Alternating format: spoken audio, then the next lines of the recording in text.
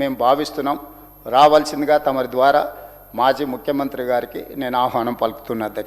అధ్యక్ష, ఈరోజు గవర్నర్ గారి ప్రసంగం మీద చాలా రకాలుగా చాలా చర్చలు జరిగినాయి.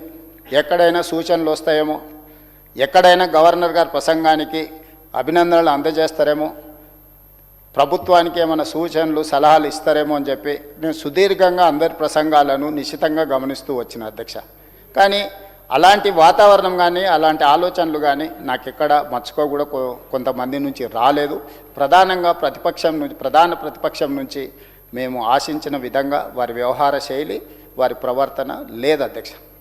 ఈరోజు నేను ఈ సభ ద్వారా గవర్నర్ గారు ఏదైతే వారి ప్రసంగం ద్వారా ఒక విజన్, ఒక పాలసీ డాక్యుమెంట్ను, ఒక ఫ్యూచర్ యాక్షన్ ప్లాన్ను ఈ సభ ద్వారా తెలంగాణ ప్రజలకు 4 కోట్ల తెలంగాణ ప్రయోజనం కోసం ఈరోజు వారు మనకు ఒక పాలసీ డాక్యుమెంట్ను సభ ముందుకు తీసుకురావడం జరిగింది అధ్యక్ష. ఈ పాలసీ డాక్యుమెంట్ తయారు చేసే ముందు, మంత్రివర్గం ఆమోదించే ముందు, మంత్రివర్గం ఆమోదించిన ప్రసంగానికి గవర్నర్ గారు ఆమోదం తెలిపే ముందు చర్చలు జరిగినాయి అధ్యక్ష. దీనికి ప్రధానమైన కారణము గత చరిత్రను అనుభవాలుగా మార్చుకుంటూ భవిష్యత్ ప్రణాళికలను మనం రచించుకోవాలని చెప్పి మంత్రివర్గ సహచరులు అదేవిధంగా గవర్నర్ గారితో చర్చించి ఈ ప్రసంగాన్ని పొందుపరిచినాం అధ్యక్ష. ప్రతి అక్షరం వెనకాల, ప్రతి అంకె వెనకాల ఒక విశ్లేషణ, దానికి సంబంధించిన ఆధారాలను, చరిత్రను అంచనా వేసుకొని భవిష్యత్ ప్రణాళికలను మేము రచించుకోవడం జరిగింది అధ్యక్ష. ఈ సందర్భంగా నేను ప్రాతినిధ్యం వహిస్తున్న పార్టీ ఈ దేశానికి అందించిన సేవల్ని, స్వతంత్రం వచ్చిన తర్వాత ఈ దేశంలో జరిగిన పరిణామాలను కూడా ఈ సభ ద్వారా, తమరి ద్వారా 4 కోట్ల తెలంగాణ ప్రజలతో నేను పంచుకోవాలని భావిస్తున్నాను అధ్యక్ష. దేశ ప్రజలు రాచరికంలో మగ్గుతున్నప్పుడు, ఆధిపత్యం చెలాయిస్తున్నప్పుడు, మిగతా భారతదేశంలో బ్రిటిషర్స్ అయినా, తెలంగాణ హైదరాబాదు రాష్ట్రంలో నిజాం నవాబులైనా ఇక్కడ రాచరిక వ్యవస్థ నడుపుతున్నప్పుడు ప్రజాస్వామ్యం ఉండాలి, ప్రజలు ఎన్నుకున్న ప్రభుత్వం ఉండాలని కాంగ్రెస్ పార్టీ చేసిన సుదీర్ఘమైన పోరాటం ఈ దేశానికి స్వతంత్రాన్ని అందించడం జరిగింది అధ్యక్ష. ఆ సమయంలో వేలాది మంది అమరులు అవ్వడమే కాకుండా ఈ దేశానికి స్వతంత్రం తెచ్చి ముందు వరుసలో నిలబడిన మహాత్మా గాంధీ గారు, పండిత్ జవహర్లాల్ నెహ్రూ గారు లాంటి వాళ్ళు, సర్దార్ వల్లభాయ్ పటేల్ గారు లాంటి వాళ్ళు చాలామంది, కొన్ని పేర్లే నేను ఇక్కడ ప్రస్తావిస్తున్నా, వీళ్ళందరూ కూడా ఎన్నో త్యాగాలకు ఎంతో వాళ్ళు వ్యూహాత్మకంగా వ్యవహరించి ఎత్తుగడలతో తీసుకున్న నిర్ణయాల వల్ల మన దేశానికి స్వతంత్రం వచ్చింది అధ్యక్ష.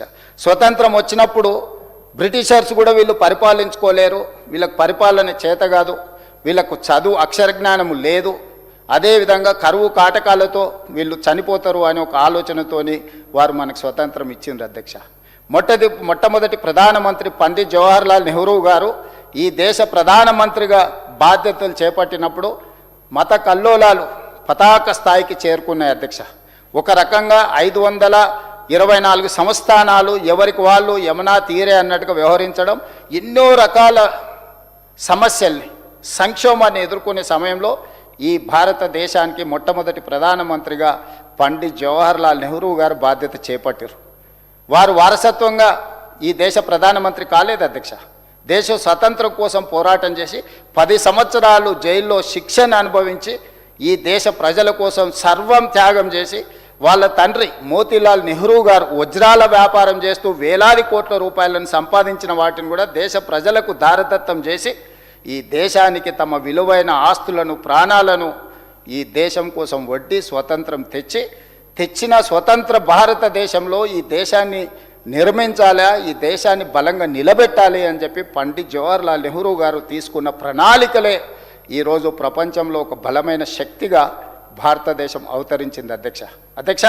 మొట్టమొదటి ప్రధానమంత్రి పండిత్ జవహర్లాల్ నెహ్రూ గారు ఆనాటి ఉన్న పరిస్థితులు, 35 కోట్ల జనాభా ఆకలితో అలమటిస్తున్నారు, నిరక్షరాస్యత విలయతాండవం చేస్తుంది, మత కల్లోలాలు ఆకాశాన్ని అంటేనే. ఆ సంక్షోభాన్ని ఎదుర్కొని ఈ దేశాన్ని భవిష్యత్తులో బలంగా నిలబెట్టాలి అని అంటే ఆనాడు తీసుకున్న పాలసీలు మొట్టమొదటి ప్రాధాన్యత ఎడ్యుకేషన్ అండ్ ఇరిగేషన్. ఎడ్యుకేషన్ అక్షరాస్యతను మనం పెంచుతే, ఒక నాలెడ్జ్ హబ్గా ఈ దేశాన్ని తీర్చిదిద్దుతే రేపు ప్రపంచానికే మేధా సంపత్తిని అందించగలిగిన శక్తిగా భారతదేశం అవతరిస్తుందని చెప్పి పండిట్ జవహర్లాల్ నెహ్రూ గారు తీసుకున్న ఎడ్యుకేషన్ పాలసీలో భాగంగా అధ్యక్ష నేను కొన్ని అంశాలను నేను ప్రస్తావించదలుచుకున్నా. Kharagpur IIT, Bombay IIT, Chennai IIT, Kanpur, ఢిల్లీలలో ఐఐటీలను నెహ్రూ గారు ప్రారంభించారు అధ్యక్ష. వీటికి తోడు కలకత్తా, అహ్మదాబాద్లో ఐఐఎంలను నెలకొల్పి మేనేజ్మెంట్ విద్యకు ప్రాధాన్యతనిచ్చింది అధ్యక్ష.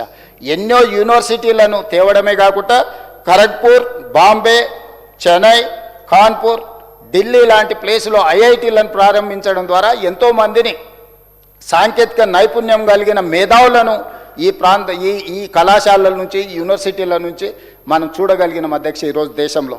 అదేవిధంగా ఐఐఎంలకు సంబంధించి కూడా మనకు కలకత్తా, అహ్మదాబాద్లో ప్రారంభించి వాటికి ఒక బలమైన పునాది వేసి ఒక నాలెడ్జ్ హబ్గా ప్రతి పేదవాడికి విద్యను అందించాలన్న లక్ష్యంతో ఈరోజు భారతదేశంలో ఏ ప్రాంతానికి వెళ్ళినా తండాలలో, గూడాలలో, మారుమూల పల్లెల్లోకి వెళ్తే కూడా పాఠశాలల నుంచి, ప్రాథమిక విద్య నుంచి ఉన్నత విద్య వరకు ఈరోజు విద్యా వ్యవస్థ భారతదేశాన్ని మొత్తానికి అందించగలిగినామంటే ఆనాడు పండిట్ జవహర్లాల్ నెహ్రూ గారు విద్య పట్ల వేసిన ప్రణాళికలే ఈరోజు భారతదేశంలో ఒక నాలెడ్జ్ హబ్గా మారింది అధ్యక్ష.